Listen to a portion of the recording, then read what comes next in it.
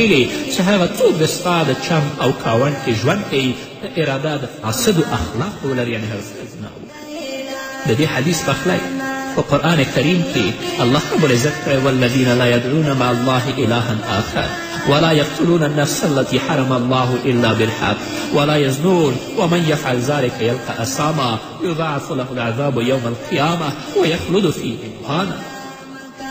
الله رب العزت دی من ته د نیکو اعمالو توفیق راکړي.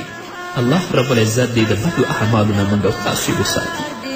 په بخاري شریف کې د محمد رسول الله صلی الله علیه وسلم د خوب حدیث سمره بن جندب روایت کړی دی.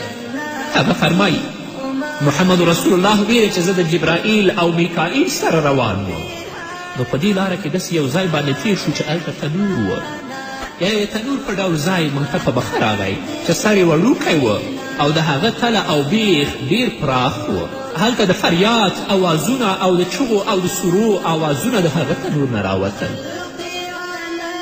رسول الله صلی الله علیه وسلم فرمایي چې کله موږ ور وکتل په هغه تنور کې یو لوڅ سړی او یوه لوڅه ښځه پرته وه. د تنور د لاندې خوا څخه د اور لمبې راپورته کېدلې چې کله به د هغه اور لمبې او تاو دوی تر هغه راپورته به شه، د هغه نه به دوی چیغې وهلې، فریاد به یې کوه او بره وتلی هم نه شول.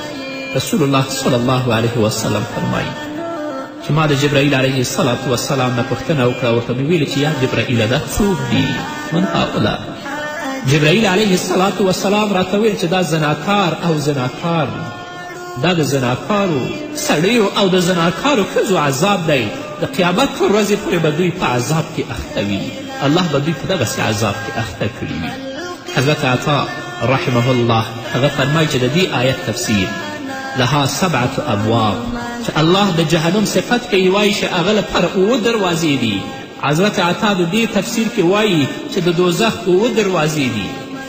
د ټولو څخه غمجنه ګرمه دردونکې او سپکوونکې دروازه د هغه د زناکارو لپاره ده چې د پوهې سره بیا هم زنا کوي او په فاسدو اخلاقو باندې اخته وي. الله رب العزت دې په موږ باندې رحم وکړي.